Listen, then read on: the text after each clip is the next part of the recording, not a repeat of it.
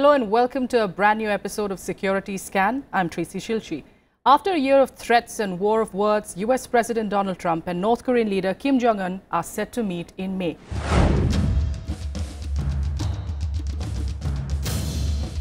The invitation was extended by South Korean officials who briefed the White House about their historic meeting with Kim Jong Un earlier in March. Both the Koreas are scheduled to meet for talks in April. This after assurance from Kim Jong Un that Pyongyang is ready to denuclearize as long as there's no threat to the regime. In today's episode, we'll explore the reasons why we're seeing this change of heart, what it means for the Korean Peninsula and US-Korea ties, and importantly, will the Trump-Kim meet actually take place? Joining me on the show today, we've got Mr. Tayal, former ambassador to the Republic of Korea, Ms. Ngawang Hardy, research fellow at India Foundation, and Mr.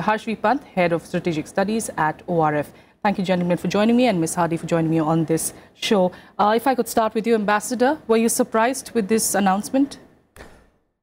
I think there are two parallel processes going on here. One is the process of détente between North Korea and South Korea, which is with full and vocal support of both President Moon Jae-in and Kim Jong Un of the North Korea. And this is a continuation of the sunshine policy of the political mentor of Moon Jae-in. No Myung-hun had gone there in 2007. And of course, Kim Jong-un's father, Kim Jong-il. Now, the other process is the summit between President Trump and Kim Jong-un, for which is perhaps being extended like a SOP, so that America remains on board and does not try to sabotage the North Korea-South Korea summit, which is certainly going to happen next month. But President Trump and Kim Jong-un summit will take place or not, that is for the future to tell. Because in the North Korean press, media, till now, there is no reference to any summit between President Trump and Kim Jong-un. And whatever is being attributed regarding denuclearization, etc., is from South Korean sources, not from North Korean sources. Absolutely. That is why I say that if at all of the meeting is going to happen, because as far as North Korea is concerned, we haven't seen a public statement of sort, Ngawang. And, you're, of course, a North Korea expert. So give us a sense, at the moment, no public statement. Even the state media has not come out with a declaration as such as far as the meeting is concerned, that Trump and Kim Jong-un are going to meet. So, how do we read into this? Do we take what the South Koreans are saying seriously, or do we have to wait for some kind of a declaration or a confirmation from the North? As of now, what we are saying is that White House itself have been waiting for some sort of confirmation or hear something directly from the North Korean delegates or the regime itself, which hasn't been made so far. And whereas all the Western world and all on the international level, it is going that it is a huge thing that the North Korean leader Kim Jong Un has offered to meet the President Donald Trump. But although the whole Western world is all going lala or gaga whatsoever on that, but there has been no statement from the North Korea itself. North Korea press, as my colleague here has already mentioned, that has not stated anything, and not stating anything on top of that, they have been going very strong on their propaganda against US, which they always have been doing it. So right now what I feel is that what North Korea is trying to do is he is trying to buy some gain time for himself. He had imposed of sanctions from United Nations and and the US as well. So what he's trying to do is buy some time for himself, and our Chinese sources says that the Office 39, which is the source of a slump fund for the North Korean regime, is now running out of fund. So when it is running out of fund, it is something for the Kim Jong-un to step forward and do something and gain some goodwill for himself on the international level. So that's an interesting way to look at that. And Harsh, what does history say? Because this is not the first time that we will be seeing an attempt, at least from the North Korean and the US side, to meet. The last such attempt was perhaps by Bill Clinton in 2000. But nonetheless, earlier we've seen that it has been fraught with a lot of problems, difficulties, which we see till today. But are you hopeful that this time around we may probably see that meeting take place? And what is going to be the implications of that? See, when you have two unpredictable characters like Kim Jong Un and now Mr. Trump himself, it's very difficult to predict anything. And I think given what we have just seen yesterday, the firing of the Secretary of State, that's right. It makes it even more complicated, because the CIA chief, who is now becoming the Secretary of State, Mike Pompeo, yes. He has had some very strong words on the North Korean on this deal.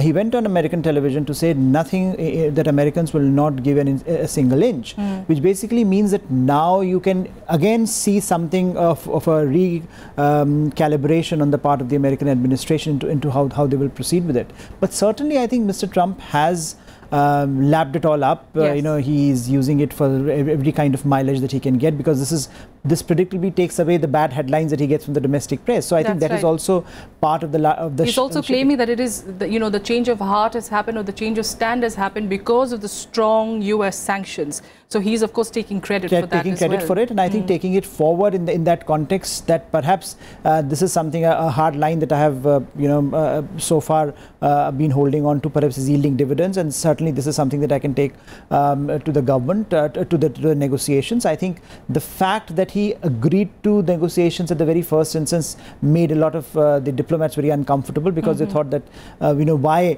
give the top level summit meeting in the first place at all. But I think the larger point about where are we coming from, and that itself remains a very, very tortured set of negotiations that we have seen in the past. Not only Bill Clinton, you had the George W. Bush administration, the six-party talks that were there, that didn't go anywhere. I think one of the problems has always been that America had wanted North Korean problem to be resolved in the multilateral setup of the East Asian configuration. North Koreans always wanted a one-to-one engagement with the Americans, so that it elevates the prestige of the governing regime. So I think the inherent contradictions in the way Americans and North Koreans have looked at what they are trying to gain from this from the negotiation process itself, not from the outcome, but from just the fact that they are negotiating. That I think complicates it even further. Absolutely. For now, of course, we're presuming they are meeting, because at least the indications are that, even though North Korea hasn't officially confirmed it, because the US itself and the South Koreans are taking it for granted that they are at the most meeting in May. So keeping that in mind, what according to you are the pros and cons of a possibility of that? I would say even May has been mentioned by President Trump. It has not been mentioned by North Korea, or even South Korean statement, it was not mentioned. Then the venue for the North Korea, South Korea summit, the date is almost April end or something. Place is decided, and that will happen. That is. But on the where exactly will the Trump-Kim Jong Un summit be held? What will be the agenda? What will be the format? This requires a lot of direct negotiations between, at some level, whether back channel, front channel, in United Nations. Most probably it will take place in New York, where North Korea has its office in the permanent mission in United Nations. So all these things will have to be negotiated. Now that President Trump cannot do, that has to be done by the State Department. State Department is now headless. And some of the statements coming even from White House after the briefing were that there will be preconditions, and then it was rescinded. That's so there's a lot of confusion in White House. And first they have to make it very coherent that what exactly they want. Where do they want the summit? Only then Kim Jong Un will agree or not agree. So first of all, a lot of work is to be done by the... So even before the meeting happens, there's so much that needs to be done. So much needs to be done and conveyed to South Korea, because ultimately I think the finality will come only when the North-South summit takes place in April. Only after that perhaps the date, venue, etc. would be announced for the Trump-Kim Jong Un summit. All right. Ngawang, I see you of course nodding, in agreement with that. That how much of a big role South Korea will play when these negotiations do take place, or even before the meeting happens, how the to and fro of the information goes on. To what extent can we credit this to Moon Jae-in? even during campaigning before he was a president, he was very clear that as far as North Korea goes, and that was at the height of tension, really, that we saw between US and North Korea. Even at that time, he was very sure that talks are the way forward, and he is going to pursue that. And it seems to have worked. So to what extent do you feel, whatever does transpire with the US, but just for the Koreas, how much of a big achievement is this, that he's been able to do that? It has been a remarkably huge success for Moon Jae-in himself, because right from his campaign, as you said, he has been promoting this. His whole agenda was campaign that he will have a diplomacy talk with North Korea and that he will pursue it and he'll do it. And then after that, after his during his presidency, what he has brought during the Olympic is a combined Korea, which has never happened. So combined Korea during the joint Olympic here, and after that having a one-on-one meeting himself, Moon Jae-in and Kim Jong Un in the April, which is to be happened, is a very huge successful for both the Koreas and especially for Moon Jae-in, which will be helpful for him in future as well. As far as a meeting like the President Trump is concerned, like Sir said, the roadmap of meeting or the summit with the US and the North Korea can only be shaped or clearly seen after the meeting of Moon Jae-in and Kim Jong Un. Okay. All right. So that is going to be a very important meeting that we will see. But Harsh, another way of looking at this also is if the US does get to speak with North Korea, with of course the help of South Korea, where does China stand? And for the moment, of course, they've welcomed this initiative. But what Japan says is also going to be very interesting, because they say talks are meaningless. At the end of it, things have to change on the ground. And they are, of course, wary of the developments, and they are still claiming that they are still, in fact, unsure where China stands, as far as these talks are concerned, as far as negotiations are concerned in the entire region as well. Where do you think China stands? So I think everyone is a bit confused about the end game and as to what is the end game here in terms of various parties. So some amount of confusion is inevitable given what we have discussed already, the complexity of the process and how this White House in particular functions. But I think one of the strategies that where Kim Jong Un has been successful is in driving a wedge between America and South Korea. One of this, this was one of the foundational principles that if he succeeds in doing that, then he weakens American role in the region and thereby enhances his own prestige as well as his regime survival. He gets more time. So I think because of that, Japanese in particular, I think, are very, very worried. Whatever we are hearing from the Japanese is that they have been blindfolded, almost coming to terms with the sort of the rapidity with which things have moved.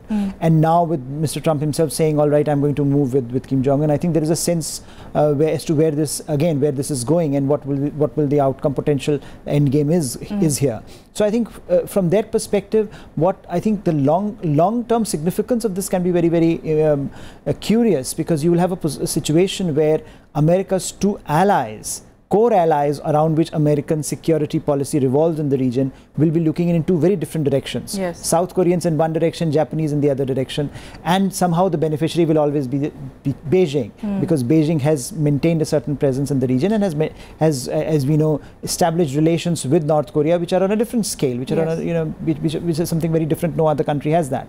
So in that context, what we are looking at is a completely new geopolitical map being drawn in the region, if at all the negotiations lead somewhere, and if South Koreans continue to persist that they certainly want a policy which leads to a détente or rapprochement with the North Koreans. But I think for the Japanese, as well as inevitably for traditional American diplomats, the issue would be whether it is yielding results on the ground in terms of containing or constraining North Korean nuclear capabilities and its at times very belligerent actions on the ground. I think that would be the core at the heart of what many Americans and their other stakeholders who have related point of view would be looking at it. Yes, and at the core of it, at the heart of it, of course, is the question of security. It's the question of peace, and it's the question of the North Korean nuclear program.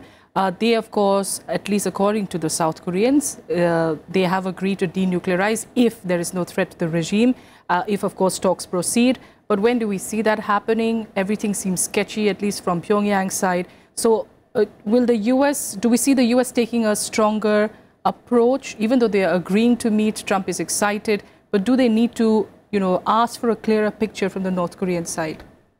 The initiative has been fully seized by North Korea and South Korea, and US, China, others are reacting to it.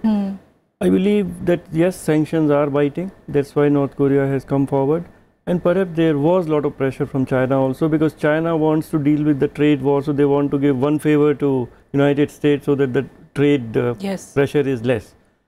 But in the South Korean list of priorities, denuclearization of North Korea is much below. There are other priorities. So they will go for communication, humanitarian issues, giving more economic assistance, etc. In my view, South Koreans are just paying lip service, saying again and again denuclearization, etc., to satisfy the Americans. Yes. But if you talk to the South Korean officials and leaders, they really don't feel threatened by the North Korean nuclear weapons, because they can be destroyed by the conventional North Korean weapons. So North Korean nuclear arsenal is really to balance the United States. Okay. So here there is a dichotomy between the objectives of South Korea. South Korea wants better relations with North Korea, at least under the present dispensation. As I said, continuation of the sunshine policy of their predecessors.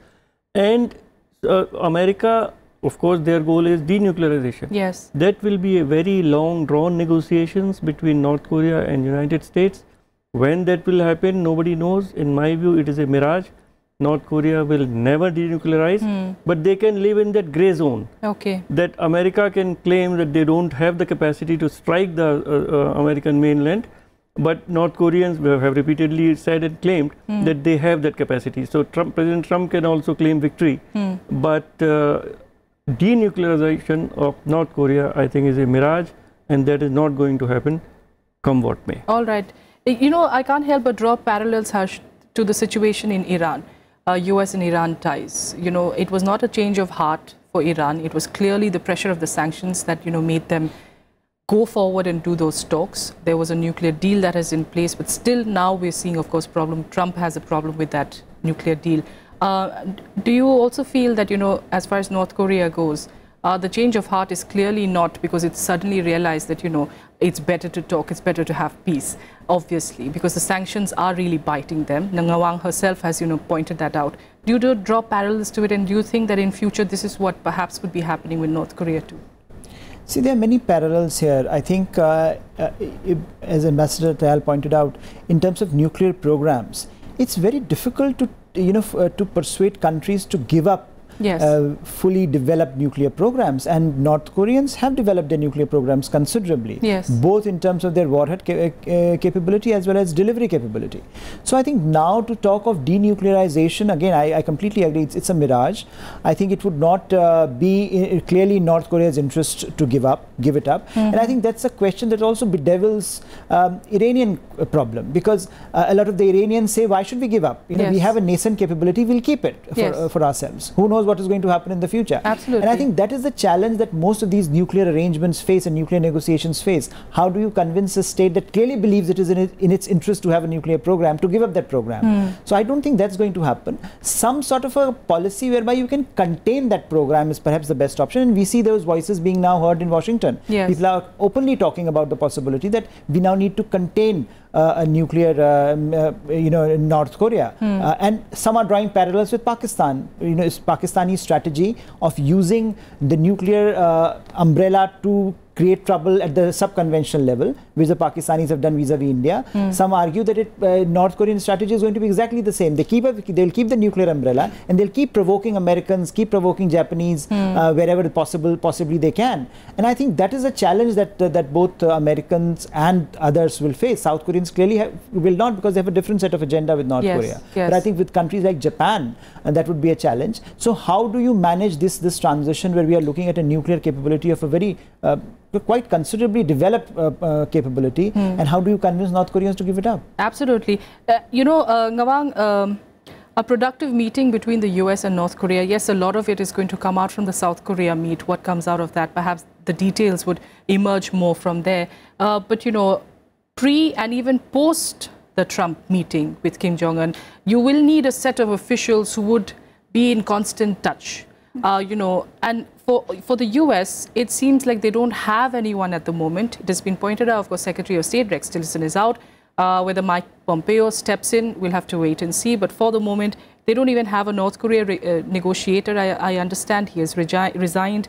Also, the National Security Advisor, H.R. McMaster, his future seems uncertain. You know, we really don't know where does that stand. So when you look at things in that perspective as well, does it also feel a little flimsy, you know, as far as, you know, talks and what is going to follow on?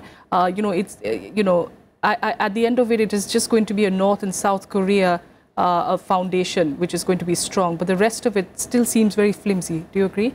Yes, I do agree on that. It always seems very flimsy when North Korea is concerned. And as far as we have seen, North Korea has not developed any delegation so far. Yes. Even the state seems to be lost and the location is not decided. Even the time for the meeting, first they were saying it will happen in May, and then they come up with another statement that it will happen by May. Okay. So the statement also keep changing by few words. So that is like very flimsy in itself. And on top of that, the denuclearization thing is, I really doubt it is likely to be happen. That denuclearization was one of the biggest achievement of Kim Jong Un, where he stood out like a god to his people. Yes. Now to denuclearize it, and then where he says he has always been propaganding that US on a negative side, yes, and then denuclearize it, and to have a whole different image of himself to his own people, I don't think so he will take that kind of risks here. But where we are not looking right now is that North Korea has 3 Americans detained in prison. So this talk might not immediately come to that, but if we keep on talking, like a talk will not directly result to something. A talk may lead to another talk, a series of talk, and after a series of talk, at the end, I don't think so it will come to denuclearization. I think it will just come to a fruitful release of those 3 American prisoners, and with gives Trump a personal success, and as well as Kim Jong Un goodwill in the international state. That I is think that very will important. Going to happen. That's a very important point, which a lot of reports haven't been actually focusing on. That, you know, these prisoners there are there, and, you know, for both sides, the release of that would be, of course, good enough. But, you know, as far as peace in the region go, as far as how we were saying, you know, the Korean Peninsula, there's tension. Do you think that, to a large extent, has been pacified, has been, you know, has been removed for the time being? And you know, if time goes on, and if the US doesn't, of course, again change its stand and again give a threat, for the time being, things seem to be smooth as far as the Koreas go. Yes, for the time being, the thing seems to be very smooth for both the Koreas, and the Korean Peninsula seems to be very peaceful for the time being. But here again the thing comes up that how long will this remain?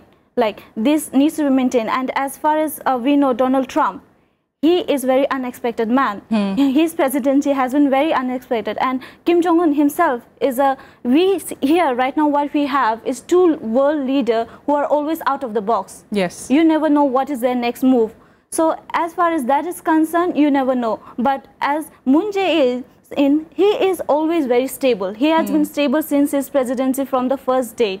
So according to, if we just concentrate on the South Korean part, the North Korean Peninsula is pretty much in peace for the time being. All right. That's a good news anyway for observers like us. You know, we just hope for peace, at least in that particular region. We'll see, of course, how, you know, the meeting eventually happens. And where do you think, Harsh, the meeting could happen? Of course, Mr. Tayal here says it perhaps could happen in New York. Where do you think it could happen? It seems most likely there, because if you have to use United Nations as, you know, or some you know, surroundings, some of those organizations. Not between North-South Korea, you got that peace zone there? Not Preparatory meetings can be in New York, okay. Not the summit. Okay, all right. And where do you think, Ngawang, where could the meetings be? For me also, I've been looking in the zone, the demilitarized zone, yes, between the South and the North Korea, which is like very likely to have some, at least some first footsteps will be taken there. Yes. But at the same time, it is very unlikely to Kim Jong Un to travel all the way to America for a summit. That is very unlikely to happen. Absolutely. I think DMZ would have some symbolic value as well. So if you're doing it in demilitarized zone, that would be very symbolic. All right. Will not leave North Korea by plane. I doubt it. It could be Mongolia. It could be Mongolia, for instance. In fact, some are saying Jeju Island, if at all. You know, so we'll have to wait and see what happens. That would be interesting to watch, of course.